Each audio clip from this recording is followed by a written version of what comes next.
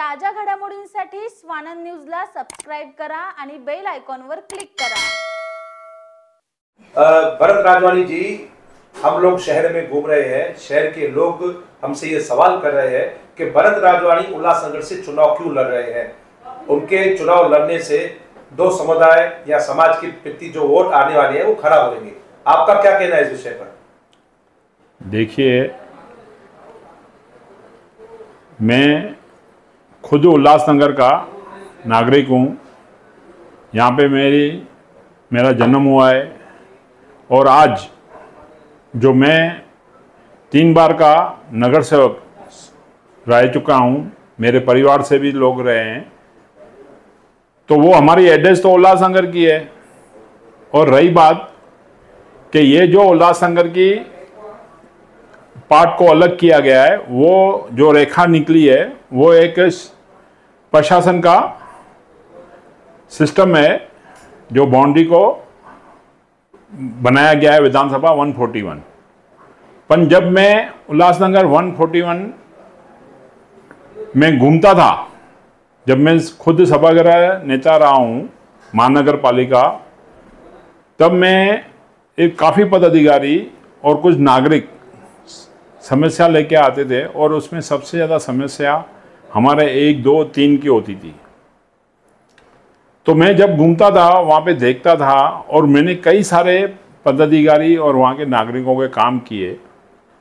तो मैं घूमते घूमते वहाँ जब उनके काम किए तो लोगों ने बोला कि आप आगे जब विधानसभा होता है तो ज़रूर आप यहाँ पे आके यहाँ का प्रतिनिधि करो, क्योंकि आपके जो कार्य है, ऐसे कार्य आज तक हमारे यहाँ के नेता करते ही नहीं है और हमारे को हमेशा आश्रय पे रखा जाता है। और मैंने देखे कि कुछ कार्य तो महापौर के वार्ड में हमने करके दिए, जो उनके घर के सामने से काम थे। लोगों के छोटे छोटे काम उन्होंने किए नहीं थे। लोग इतने निराश हो चुके हैं ना 1, 2, 3 के इन दोनों परिवारों से कि कोई एक काम करता नहीं है, खाली सुनते हैं, हाँ मिलती है, पर काम होता नहीं है। तो इतने सारे काम वहाँ पे आज पेंडिंग होने के कारण, और मेरे को लोगों ने काफ़ी अच्छा, मुझे तो एक डॉक्टर मिले थे, उन्होंने भी मुझे बोला कि आप जैसे लोग ही हमारे यहाँ ये साइड आके काम करिए, नहीं तो हमारा शहर बर्बाद हो जाएगा। तो बस मैं लोगों के रिक्वेस्ट पे वहाँ पे आया हूँ और वहाँ पे रुका हूँ। और ये उल्लासनगर मेरी जन्मभूमि है, मेरी कर्म भूमि है। लोग ये ना समझें कि मैं उल्लासनगर के 2 टुकड़े हैं। अगर इस तरह सोचेंगे तो हमारा विकास नहीं होगा शहर का। भरत जी, ऐसा भी बताया गया है कि जब आप 25 करोड़ की निधि अपने पैनल में लाए थे तो काफी आपको संघर्ष करना पड़ा। काफी कुछ राजनीतिक दलों ने आपकी निधि कैंसिल कराने के लिए भी काम किए थे। फिर किस प्रकार से आपने संघर्ष करके वो सारे काम पूरे किए? कितनी चुनौतियां, कितनी तकलीफें आपको आई? सबसे पहले तो मैं जो हमारे उप मुख्यमंत्री अजित दादा पवार, हमारे पार्टी के नेता, उनका धन्यवाद करूंगा कि उन्होंने हमें इस शहर के लिए 25 करोड़ की निधि दी। पर जब वो निधि को इन्होंने रोकने का प्रयास, सबसे पहला स्वर्गीय ज्योतिबा कालानी, उन्होंने जाके रोकने का काम किया कि भाई आपने उनको निधि दी है, हम आगे शहर में किस तरह जाएंगे लोगों के बीच में और क्या बोलेंगे कि हम आज तक ऐसा काम क्यों नहीं किया है। तो कृपया करके ये निधि रोकी जाए। और वो रोकने के लिए उन्होंने पुरजोर ताकत लगा दी कि भाई ये निधि आज की आज रोकी जाए और कैंसिल की जाए, क्योंकि नहीं तो हम शहर में कहीं पे भी अपनी आवाज़ उठा नहीं पाएंगे, जिसके कारण आप इनकी निधि रोकी जाए। पर हमारे जो वरिष्ठ नेता थे उन्होंने उनकी एक नहीं सुनी और वो वहाँ से निराश होकर वापस आए। उसके बाद महानगर पालिका के अंदर किसी ठेकेदार को कहा गया कि भाई ये आया हुआ अमाउंट ये शहर में वापस जाना चाहिए, जो भी उसका नुकसान होगा कालानी परिवार भर के देगा। फिर भी हमने वो सब उनके जो हथकंडे थे वो सब खत्म किए। उनके पीछे एक ही उनका उद्देश्य था कि अगर ये विकास कर गया तो इसका शहर में नाम होगा। नहीं तो उन्होंने पिक्चर बनाई थी कि ये पैसा गवर्नमेंट को वापस जाए, तो हम दिखाएंगे कि देखो ये किस तरह का नेता है जिसको पैसा घर तक पहुंचा भी पर विकास नहीं कर पाया। इसके कारण उन लोगों ने पूरी ताकत लगाई, मगर हमने उनकी वो ताकत भी फेल कर दी। अच्छा, ये सब हुआ टेंडर तक बात। उसके बाद जब ज़मीन पे विकास करने पे उतरे, तब इन्होंने जो लोग नहीं चाहते थे कि भाई ये विकास हो, उन्होंने अपने आदमी खड़े किए। वहाँ पे कोर्ट तक गए, कमिश्नर को प्रेशर डाला कि ये काम रोको इनका। उस कारण आज मेरे वार्ड के लोगों ने भुगता है बहुत इनके कामों, इनके कोर्ट में जाना, कमिश्नर को प्रेशर करना, जिसके कारण कुछ विकास कार्य डिले भी हुए, जिसके कारण आज वो रोड की हालत ऐसी थी कि वहाँ पे कुछ हो नहीं रहा था।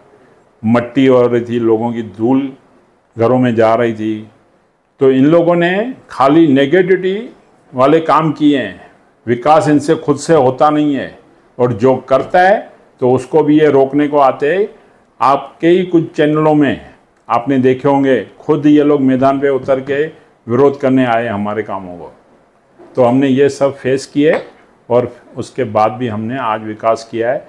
आज लोग खुश है, उनके प्रॉपर्टियों की वैल्यू बढ़ी है। इसके अलावा जो बिज़नेस में ग्रोथ है वो भी उनकी अच्छी खासी हुई है। आज हमारे यहाँ के लोग खुश हैं। हाँ, उसमें उल्लासनगर शहर एक व्यापारी शहर है और जैसे आपने आपके कैंप 5 के रस्तों का डेवलपमेंट किया है, तो आपने कुछ विजन रखा है कि जो व्यापारी क्षेत्र है उल्लासनगर का, जो जहाँ से व्यापारी बड़ा व्यापार होता है, वहाँ के रास्ते बहुत छोटे हैं, वहाँ ट्रैफिक जाम होता है, तो उसके बारे में आपका क्या सोच है? आज मैं जब वहाँ पे घूमता हूँ, काफ़ी सारे व्यापारियों ने बताया मुझे कि भाई यहाँ पे पार्किंग की दिक्कत है, बहुत से दूसरे प्रॉब्लम है। आज दूसरा इसके अलावा इनके बिजनेस भी कम हुए हैं। मैं राहुल शूज़ गली में गया था, सारी मार्केट है, उन्होंने बताया कि हमारा बिजनेस लगभग ख़त्म हो गया है। उसके कारण है कि हमारे उल्लासनगर का इंफ्रास्ट्रक्चर पूरा फेल हो चुका है। उनका बिजनेस कोंडगांव शिफ्ट हो चुका है काफ़ी सारा। तो यहाँ पे बहुत ज़रूरी है कि हमारा पार्किंग स्थल होना बहुत ज़रूरी है और उसके लिए स्ट्रॉन्ग निर्णय भी लेने पड़ते हैं। और वो इन दोनों नेताओं में है नहीं कि वो स्ट्रॉन्ग डिसीजन ले सके या लोगों को कॉन्फिडेंस में लेके काम करना। सबसे इम्पोर्टेंट कि वो लोगों को विश्वास में लेवे और वो काम कर सकें। बस उनको सिर्फ अपनी राजनीति करनी है, व्यापारियों के बारे में सोचना नहीं है। आज इंडस्ट्रियल एरिया, रोड खड्डे, गाड़ियाँ ख़राब, तो हमारा काफ़ी विजन क्लियर है कि हम आने वाले टाइम में सब व्यापारियों को विश्वास में लेके यहाँ पे एक अच्छा, जो हमारा उल्लासनगर का नाम है कि ये उल्लासनगर व्यापारियों का शहर है, उसको बनाएंगे। भरत जी, इन चुनाव में आप उतरे हो, आपके क्या मुद्दे रहेंगे और आपका क्या विजन है, क्या बताएंगे शहर को? देखिए, मेरा क्लियर विजन है कि उल्लासनगर से गुनहगारी और भ्रष्टाचार मुक्त करना है। और जो लोग खुद बोलते हैं कि हमारे 2 भाई मरे, एक बोलता है मेरा बाप जेल काट के आया और दादाजी को मारा गया है, एक्चुअल जो शहर की हालत है वो इनकी ही देन है।